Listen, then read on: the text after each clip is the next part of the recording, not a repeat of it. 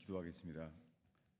주님, 저희가 찬양하며 기도하며 주님께 나아갑니다. 주님, 저희가 말씀 앞에서 또한 당신을 예배합니다. 주님, 온 마음으로 저희가 주님을 예배합니다. 오 주님, 의지합니다. 주님이 예배 속에 예수님을 알게 하시며 예수님의 은혜와 주님 주의 성령이 역사하기를 기도합니다. 주님을 바랍니다.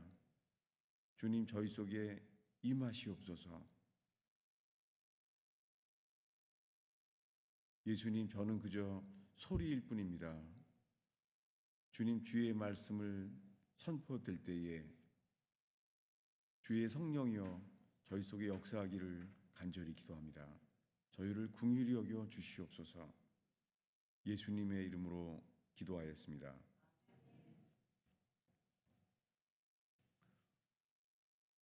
오늘 나누는 말씀은 요셉의 이야기입니다. 지금 이 본문에 요셉이 지금 형제들을 만나는 시간이에요. 17살 때 요셉은 꿈을 꿨습니다. 하나님 주신 꿈이죠. 그런데 하나님 주신 꿈을 꿨더니 그 내용이 형제들한테는 안 좋게 반응했어요. 하나님이 주신 꿈인데도 그 반응은 형제들이 요셉을 더 미워하게 됐어요. 요셉은 아버지에게 특별한 사랑을 받았습니다. 혼자만 채색 옷을 입었습니다. 근데 아버지의 사랑을 받았는데 그로 인하여 형제들은 요셉을 시기하고 미워하였습니다. 그래서 그 꿈 때문에 그들은 요셉을 팔게 되었어요. 요셉의 입장에서는 배신감을 겪을 수 있겠죠. 그렇게 팔려가게 되었습니다.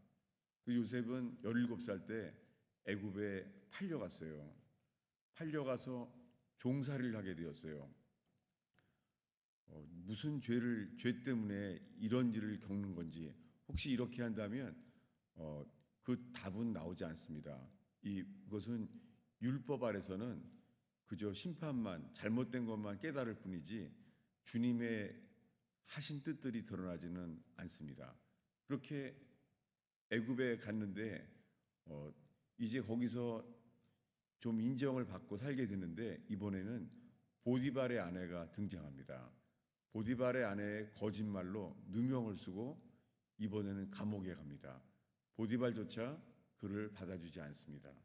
점점 상황은 더 악화됐어요. 그래서 감옥에 가게 됐어요. 요셉은 애굽에 팔려갔을 때는 종이었는데요. 지금은요, 죄수가 됐어요. 그런데 죄수가 되는 동안에요, 그는 처음에 꿈 때문에 팔려갔잖아요. 그런데 감옥에서요, 어떤 일이 일어나요. 왜냐하면 이 감옥에서 술관원과 떡관원 이야기를 듣게 되면서 요셉은요, 꿈을 해몽하는 능력이 생겨요. 그랬더니 한 관원은 죽게 되고 한 관원은 살게 된다는 거예요. 그의 요셉의 상황이 그 꿈으로 인해서 한 사람은 먼저 살게 되고 한 사람은 죽게 됐어요. 그런 다음에 놀랍게 이제는 바로 왕의 꿈까지 이제는 계시가 되고 해몽이 되게 됐어요. 꿈 때문에 망했던 요셉이요, 이제는 꿈 때문에 살게 됐어요. 산 정도가 아니라 꿈 때문에 망했던 요셉이 이제는 꿈 때문에 총리가 되었어요. 그때서야 하나님의 뜻이 드러나져요. 그리고 이런 어려움이 지나서 총리가 되면서요, 이제 알게 됐어요. 주님께서 왜 그동안 이런 어려움을 겪었는지가 드러나게 된 거예요. 이것이 5절입니다. 그래서 이제 총리가 된 다음에 먹을 게 없어서 형들이 오게 됐어요. 그때 한 말입니다. 우리 5장의 9절을 한 목소리로 읽겠습니다. 당신들이 나를 이곳에 팔았다고 해서 근심하지 마소서. 한탄하지 마소서. 하나님이 생명을 구원하시려고 나를 당신들보다 먼저 보내셨나이다. 놀랍게 이미 요셉은요 바뀐 게 있어요. 자기를 팔아버렸던 형들이 왔는데 요셉의 마음속에는요 용서밖에 없어요. 그래서 그가 또 하나 고백은 하나님이 나를 보내셨다는 거예요. 형제들이 나를 팔았는데 그것도 시기와 미움으로 팔았는데 바뀐 게 있어요. 요셉은 이게 형들이 나를 판 게 아니라 하나님이 나를 보냈구나. 이게 오늘 설교 제목입니다. 하나님이 나를 이리로 보냈다는 거예요. 여러분 살면서요 우리가 원하지 않는 삶의 연단과 환란이 있잖아요. 그리고 이런 일이 내게 왜 일어나는지, 어떤 사람들은 급작스러운 사기 사건에 집도 날리고 모든 비즈니스를 날리는 사람들도 있어요. 어떤 사람들은 말할 수 없는 가정에 말 못할 불행이 오기도 해요. 여러분 이 세상은 성경의 찬송가에 나오는 풍랑처럼요 세상에는 항상 좋지 않아요. 그리고 인생에 풍랑이 있습니다. 예수님도 제자들을 가리키면서 풍랑을 보게 하셨습니다. 겪게 하셨습니다. 그리고 많은 찬송가에 보면 사람들이 그 인생의 풍랑을 이겨내고 주의 뜻이 나타난 사람들의 찬송을 우리는 보게 됩니다. 그런데 오늘 나누게 되는 말씀은요 용서에 대한 거예요. 그리고 마침요 한 10년 전에 우리 교인이었던 분들이 이번 주에 찾아와서 만나게 되었어요. 이게 어제 이야기입니다. 그래서 어제 만났는데요. 한 분은요 자신이 보고 싶어서 문자를 보내는데요. 제가 문자 답을 안 했대요. 지금까지 10년 전에 보낸 문자를 지금까지 가지고 있더라고요. 그래서 잘못했다 그랬어요. 그 왜 이런 일을 겪나? 그래서 제가 잘못했다고 오늘도 용서해 달라고 문자를 보냈어요. 제가 기억이 안 나요. 그 문자를 보냈는지가. 그래서 제가 잘못했다 그랬죠. 근데 이 시작은 이래요. 한 달 전에도 10년 전에 우리 교인이 찾아왔잖아요. 근데 어저께 또 오셨어요. 저를 만나려고 또 온 거예요. 그래서 사실은 한 달 전에도요. 왜냐하면 그분이 10년 만에 왔는데 10년 만에 반가웠는데 첫 마디가 이거였어요. 목사님이 나 상처 준 거 기억나냐고. 저는 잘 얼핏 기억이 나는지 안 나는지 모르겠다 그랬죠. 근데 그분은 기억이 나는 거예요. 용서해야 될 사람 나는 기억을 못 하는데 그분은 기억을 하는 거예요. 목사님이 나를 세워놓고선 말했는데 그 말 때문에 너무 상처를 받았다는 거예요. 그리고 나는 인생의 가뜩이나 거절감 때문에 평생을 겪고 있는데 저 때문에 상처를 받았다는 거예요. 제가 하나님께서 이분들을 만나게 된 것이 하나님이 저를 돌이키게 하고 저를 만드시는구나라는 것을 제가 알게 됐어요. 그러면서 마침 이미 설교는 준비됐어요. 이미 이분들이 오기 전에 있잖아요. 설교는 용서의 하나님에 대한 게 정해져 있었어요. 여러분 요셉은 감옥에 갔잖아요. 그런데 감옥에서 바뀐 게 뭐냐면 그는 처음에는 자기를 팔아버린 형들을 용서해야 되잖아요. 여러분 많은 사람들이요 가까운 가족조차도요 용서해야 될 일들이 많이 있어요. 가까이 있는 가족들에게 상처를 받고 용서해야 될 일이 많이 있어요. 직장만이 아니에요. 사실은 가족 사이가 용서하고 용서받아야 할 일들이 더 많이 있어요. 그런데 요셉의 이야기는요 제일 먼저 자기를 팔아버린 형들을 용서해야만 돼요. 그리고 용서했는지 안 나와 있어요. 근데 이번에는요, 보디발의 아내가 거짓말로 보디발의 아내를 용서해야 되는 거 있죠. 여러분, 제가 알게 된 것이 뭐냐면요, 우리 인생에요, 용서해야 될 첫사람이 있어요. 용서해야 될 첫사람. 근데 그런 사람을 용서하지 않잖아요. 그러면 계속해서요, 용서해야 될 사람이 또 생겨요. 이 보디발의 아내에게는 내가 이제 그들을 용서해야 되는 거예요. 감옥에서. 그 다음에는 이제 꿈을 해몽하게 되죠. 그랬더니 네가 나가게 되면은 나를 기억해 달라라고 말했잖아요. 근데 그 사람이 어떻게 돼요? 잊어버려요. 이제는 용서해야 될 사람이 또 생긴 거예요. 여러분, 많은 사람들이요, 용서해야 될 사람을 용서하지 못하면요, 계속해서 거기에 용서해야 될 사람들이 또 생기는 거예요. 여러분, 오늘 나눌 주제는 용서예요. 왜냐하면요, 요셉이 지금 감옥에 있잖아요. 근데 그가 하나님께서 요셉을 만드시고 풀려나게 됐을 때, 이것은 성경 전체에서요, 용서하지 못하는 사람들의 정서는 성경에 딱 하나밖에 없어요. 그것은 뭐냐면 용서하지 않으면 마음의 감옥이 갇혀 있다는 거예요. 그 말씀을 보겠습니다. 어디냐면은 주보 앞쪽에 있는데요, 요한복음 5장 23절부터 26절까지입니다. 이것이 용서에 대한 예수님이 하신 말씀이에요. 읽겠습니다.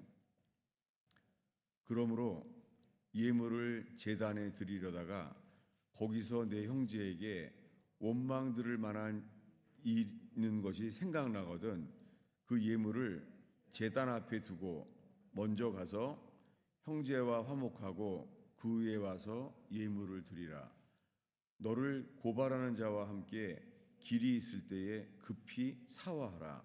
그 고발하는 자가 너를 재판관에게 내어주고 재판관이 옥리에게 내어주고 옥에 가둘까 염려하라.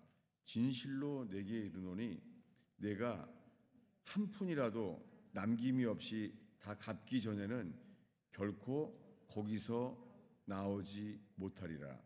예수님의 이 산상수훈 중에요, 주님이 용서해야 될 이야기를 얘기해요. 이 용서는 뭐냐면 예물을 제단에 드리다가 너의 형제에게 원망 들을 만한 일이 있는 것이 생각나거든. 서로에게 원망될 만한 일이 생각나면은 어떻게 해요? 예물을 제단에 두고 먼저 형제와 화목하고 그 후에 예물을 드리라는 거예요. 이 요셉의 이야기에서 알게 되는 것은 자기를 미호에 팔았던 11형제, 그들에 대해서요, 요셉은 감옥에서 완전히 이미 용서했다는 거예요. 놀랍게 그 형들을 요셉은 용서함으로 말미암아 오히려요, 그는 총리가 됩니다. 그리고 꿈을 해몽하는 것은 방법이었지만 이 일의 목표는 요셉을 통하여 용서한다는 거예요. 그래서 이 이야기는 용서받는 일이 일어나요. 여러분, 오늘 나눌 주제는 이 용서입니다. 용서하지 않으면요, 우리는 마음의 감옥에 갇혀 있게 돼요. 여러분, 우리의 삶 속에 용서해야 될 사람을 용서하게 하고, 그리고 용서받아야 될 일들은 또한 용서를 받고 표현되고 그것을 그 앞에 서게 되는 제단 되기를 축원합니다. 그리고는 두 번째 이야기예요. 뭐냐면 주기도문에 있는데요, 마태복음 6장 14절 15절입니다. 우리 한 목소리로 읽겠습니다.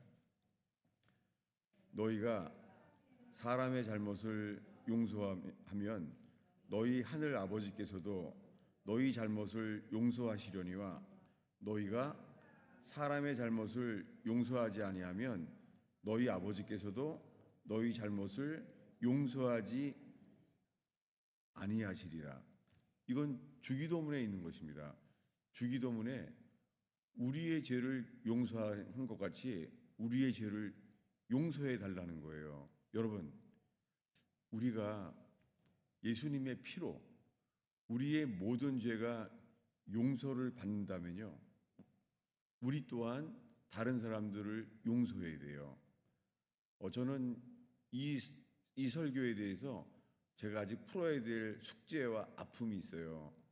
왜냐하면은 몇 년 전에 이 가스펠 펠로우십 교회가 한 번에 다 교인들이 다 나갔어요. 그 나가게 된 주제가 뭐였냐면 그때 한 교인이 공동체로 같이 세 가정이 살았어요. 그런데 주님 때문에 공동체로 사는 줄 알았더니 그 중에 한 사람은 그 돈을 착취하고 자기는 그 공동체로서 돈을 많이 혼자 누리고 속였던 것이 있었어요. 몇 년 동안이나 속였죠. 저도 참 그 사람에 대해서 용서가 안 됐었어요. 그런데 제가 오늘 읽은 창세기 이 말씀으로요, 제가 설교하게 됐어요. 뭐냐면 주님이 우리 죄를 대신해서 용서하여 주셨는데 우리가 그 용서하지 않으면 우리도 용서를 받을 수 없다는 걸 설교하게 됐어요. 그래서 그들을 아직 용서할 수 없는데 그들을 용서하지 않으면 안 된다고 해서 제 설교에 많은 사람들이 상처를 받았어요. 그리고 그때 교회를 다 떠났어요. 저는 몇 년 만에 다시 이 말씀 앞에 서게 됐습니다. 그래서 저 자신도 이 설교가 너무 아프고 지금 용서에 대한 말씀을 하는 게 아주 떨리네요. 근데 이 요셉의 이야기의 키워드는 용서하지 않으면 마음의 감옥에 갇혀 있다는 거예요. 그래서 10년 만에 이 교인들이 어저께 찾아와서, 전 이 말씀은 이미 준비되어 있는데 찾아와서 제가 그렇게 표현할 수 있고 그 용서를 서로 듣고 용서를 받게 되는 일이 있었어요. 그리고 정말 기쁘더라고요. 왜냐하면은 용서받고 용서하는 것이 천국인 거예요. 그러면서 예수님과 나 사이에, 예수님과 우리 사이에 우리가 정말 우리의 모든 죄를 용서받은 누림이 있는지, 그리고 우리는 다른 사람들을 용서하는 통로로 그 은혜의 강이 흐르고 있는지, 그 강물이 멈춰져 있는지 우리가 주님 앞에 있습니다. 그러면서 이 마태복음 18장에는요, 이 용서에 대한 두 번째 말씀이에요. 우리 마태복음 18장 32절, 35절까지가요, 성경에 있는데요. 우리 18장 32절부터 우리 한 목소리로 읽겠습니다. 이에 주인이 그를 불러다가 말하되 악한 종아, 내가 빌기에 내가 네 빚을 전부 탕감하여 주었거늘 내가 너를 불쌍히 여김과 같이 너도 내 동료를 불쌍히 여김이 마땅하지 아니하냐 하고 주인이 노하여 그 빚을 다 갚도록 그를 옥졸들에게 넘기니라. 너희가 각각 마음으로 형제를 용서하지 아니하면 너의 하늘 아버지께서도 너희에게 이와 같이 하시리라. 이 이야기는 예수님이 하신 말씀인데요. 뭐냐면은 베드로한테 주님이 사람들을 죄에 대해서 몇 번이나 용서해야 됩니까? 했더니 하신 얘기예요. 이때 이 용서에 대해서 얼만큼을 용서해야 되냐 했을 때 하신 말씀이에요. 그때 예수님이 이렇게 말해요. 천국은 그 종들과 결산하라고 하던 어떤 임금과 같으니 결산할 때요, 1만 달란트를 빚진 자가 있다는 거예요. 1만 달란트면은요, 어마어마한 돈이죠. 1만 달란트라는 것은 평생 갚을 수 없다는 거예요. 이것이 우리에게 죄짐이죠. 우리의 죄는 평생 갚을 수 없어요. 왜냐하면 우리의 죄짐은요, 우리의 선행으로도 갚을 수 없습니다. 우리의 모든 죄짐은 예수님의 피값으로만큼만 용서받습니다. 이 1만 달란트가 그런 것이죠. 그런데 오늘 우리 죄가 예수님의 피로 우리의 모든 죄가 용서를 받았다면 그 다음 이야기죠. 1만 달란트를 갚을 것이 없는 사람을 종이 용서하게 됐습니다. 그런데 그 다음에 다른 종을 만났는데요. 이 종은 100데나리온의 빚이 있었어요. 100데나리온은 1만 달란트에선 비교할 수가 없는 거죠. 그런데 100데나리온을 용서를 해주지 않았다는 거예요. 이 이야기를 임금이 들었어요. 임금이 1만 달란트를 용서해 주는데 다른 종이 겨우 100데나리온을 용서하지 않았다는 거예요. 그때 임금이 어떻게 해요? 옥에다가 가두라는 거예요. 그 감옥의 관리에게 가둬두라는 거예요. 이 상태로, 이 심정으로요, 보디발이 감옥에 넣었어요. 거짓말로 속았는데 그 감정으로 보디발은 요셉을 감옥에 넣었어요. 이제 요셉은 감옥에 있습니다. 억울하게 감옥에 있어요. 그리고 성경 전체에서요, 용서하고 용서받지 못하는 상태는 성경에 유일하게 감옥에 있는 상태를 말합니다. 성경 전체. 그래서 오늘 주님께서 저에게도 그리고 이 가스펠 펠로우십에서 예배하는 성도들 앞에 주님이 우리를 이 제단 앞에 세우셨습니다. 뭐냐면 먼저부터 형제들에게 원망 들을 만한 일이 있다면 어떻게 해요? 예물을 제단에 내려놓고 먼저 사화하라는 거예요. 우리 성경에 사화라는 건데 사화한다는 것은요, 서로 어그리 위드, 서로 합의하라는 거예요. 서로 일치하라는 거예요. 놀랍게 이 이야기도 요셉의 이야기에 있어요. 왜냐하면 요셉에게 11 형제가 음식을 가지러 왔잖아요. 근데 요셉은 이미 용서했는데 이런 일을 일으켜요. 뭐냐면 그들에게 곡물을 주는데요, 자루에다가 베냐민의 자루에다가 촛대를 집어넣어요. 촛대를 아니 그 금잔을 집어넣어요. 그 은잔을 집어넣는데 그걸 찾아오라는 거예요. 그래서 자루를 다 찾아 열었더니 그 자루를 누가 넣었어요? 요셉이 집어넣었잖아요. 요셉이 그 자루를 왜 집어넣었죠? 그걸 집어넣었더니 다시 돌아왔습니다. 그때 그 상황을 울면서요, 11 형제들이 요셉 앞에서 말해요. 이제 떠올랐다는 거예요.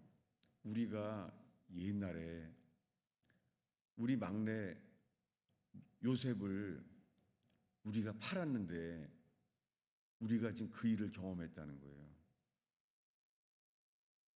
그 눈앞에 보게 합니다. 뭐냐면 많은 사람들이요, 용서할 때요, 한쪽에서는 너무너무 마음이 아픈데 그 아픔의 양을 용서할 때 용서하기가 아주 어렵잖아요. 저는 마침 어제는요, 탈북민들의 간증을 전 매일 하나씩 듣는데요. 거기 뭐냐면은 북한의 보위부였던 사람이에요. 고문을 많이 하고 많은 사람을 죽였던 사람이에요. 그런데 이제는 자기도 당해서 서울에 탈북을 하게 됐습니다.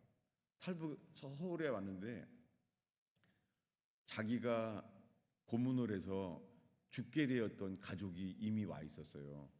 그래서 딸이 죽고 그 교화소에 끌려갔다가 탈북을 해 온 거예요.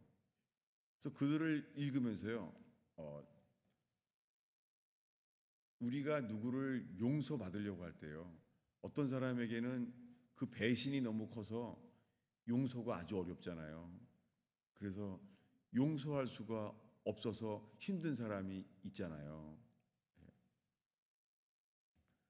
근데 저는 그 몇 년 전에 그렇게 공동체로 살다가 그 배신을 당한 거죠.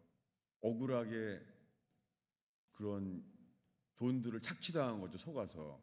근데 제가 그 공동체 지체들이 얼마나 힘들었는지, 그들이 그걸 용서하기 위해서 얼마나 큰 아픔이 있었는지, 제가 저는 그걸 헤아리지 못하고 그저 그냥 이 말씀을 교리적으로만 제 속에 그가 얼마나 그들이 힘들었는지를 생각하지 못하고 그저 설교를 던지듯이 했던 것이 떠올랐어요. 그러면서 이제는 저도 너무 아프고 이 말씀이 제게는 그런 아픔으로 다가옵니다. 그러면서 예수님께서는 자기를 십자가에 못 박는 사람들에게 예수님이 기도했잖아요. 저들의 죄는 용서해 주십시오. 저들은 무슨 일을 하는지를 모르고 있습니다. 그때 예수님은 우리를 용서하기 위해서 손과 발에 못 박히는 극악한 고통을 당했잖아요. 우리 속에 누군가를 용서하고 용서를 받을 때요, 그들이 얼마나 그거를 힘들었는지를 똑같은 양에, 그래서 성경에 한 홀이라도, 한 고드란트라도, 한 홀이라도 갚지 않으면은 나올 수 없다는 거예요. 여러분, 그것은 뭐냐면 상대방이 얼마나 힘들었는지를, 그들이 얼마나 힘들었는지를 똑같이 느끼는 것. 이것을 영어로 컴패션이에요. 컴패션이 긍휼이잖아요. 그게 뭐예요? 컴패션은요, 똑같이 느끼는 거예요. 공감이죠. 그게 얼마나 힘들었는지를 상대방이 이해하게 되는 것은요, 공감할 때에 하나 될 줄로 믿습니다. 제가 두서없이 설교했는데요, 주님은 이 요셉의 이야기를 통해서 요셉에 통하여 우리에게 주시는 말씀은 용서예요. 요셉은 모든 사람들을 용서했어요. 자기를 팔아버린 11형제도 용서했습니다. 그리고 저 같으면은 총리가 된 다음에 이랬을 것 같아요. 제일 먼저 총리가 되면요, 제일 먼저 그랬을 것 같아요. 보디발 좀 데리고 와라. 그 보디발 아내는 그 앞에 무릎 꿇혀놔라. 이랬을 것 같아요. 놀랍게요, 이미 용서한 사람 요셉은요, 그 이후에 총리가 됐지만 보디발 아내의 얘기가 전혀 나오지 않아요. 이거 성경은 용서한 사람의 결과인 것이죠. 여러분, 주님은 우리의 죄에 대해서요, 동이 서에서 먼 것 같이 우리의 죄를 기억조차 하지 않는다는 거예요. 놀랍게 요셉의 아들이 있어요. 요셉의 아들이 둘입니다. 첫 번째 아들은 이름이 므낫세예요. 요셉의 아들이요. 두 번째 아들은요, 에브라임이에요. 에브라임이란 말은 갑절의 축복이란 뜻이에요. 에프라임이란 말이 더블이란 말이에요. 놀랍게 이 갑절의 복이 우리에게 임하길 바라죠. 근데 먼저 므낫세는요, 뜻이 뭐냐면 므낫세는요, 이제 더 이상 과거를 기억하지 않는다는 거예요. 여러분, 우리가 온전히 용서함으로 므낫세의 복, 과거에 묶이지 않고 용서하고 용서받는 화목의 제단 되기를 축원합니다. 저는 설교 이후에 이 봉헌 찬송을 준비했어요. 봉헌 찬송은 우리가 주의 제단 앞에 복을 받을 줄 생각하지 말라는 찬송입니다. 그것은 뭐냐면 그 제단이 용서하고 용서받고 화해의 열매를 맺히는 그러한 제단, 가스펠 펠로십 제단 되기를 축원합니다. 여러분, 두서없는 설교를 했는데요.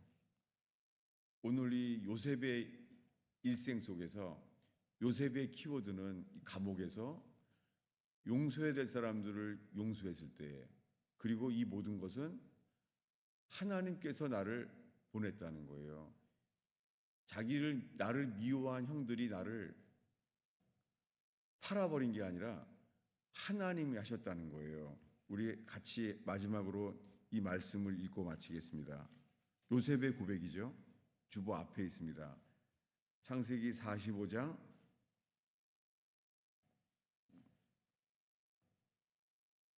7절입니다. 아니, 우리 5절을 읽겠습니다. 5절이면 충분합니다. 한 목소리로 읽겠습니다. 당신들이 나를 이곳에 팔았다고 해서 근심하지 마소서, 한탄하지 마소서. 하나님이 생명을 구원하시려고 나를 당신들보다 먼저 보내셨나이다. 요셉은 놀랍게 자기를 미움으로 죽이려고 했다가 돈 받고 팔아버린 이 형제들에 대해서 하나님이 당신들보다 먼저 나를 보내셨나이다. 하나님이 나를 보냈다는 거예요. 여러분, 삶의 모든 영역에 하나님의 주권을 인정하며 주님 앞에서 우리의 모든 죄를 용서받는 것처럼 모든 사람들을 용서하고 용서받는 제단 되기를 축원합니다. 기도하겠습니다. 예수님, 저희가 함께 못 박히신 주님만을 바라봅니다. 우리의 모든 죄를 씻으려고 십자가에 돌아가신 예수님의 은혜만이 강처럼 흐르기를 기도합니다. 그 손과 발에 못 박히신 그 피 흘림, 채찍질 당하셔서 그 고통으로 흘려진 고통의 피 흘림, 그 피로 우리의 모든 죄를 씻으신 주를 찬양합니다. 오 주님, 예수님께 회개하며 십자가의 주님만을 바라보는 영혼들에게 주님, 우리의 모든 죄를 용서받게 하시는 은혜가 강같이 흐르게 하옵소서. 그리고 또한 가정과 일터에서 우리 힘으로 용서할 수 없는 그런 어려운 일들이 있는 분들이 더 주님을 바라봄으로 오 주님, 용서하고 용서받는 그러한 제단 되게 하옵소서. 용서할 수 없는 사람들이 와서 노임받는 그러한 제단 되게 하옵소서. 예수님의 이름으로 기도하였습니다.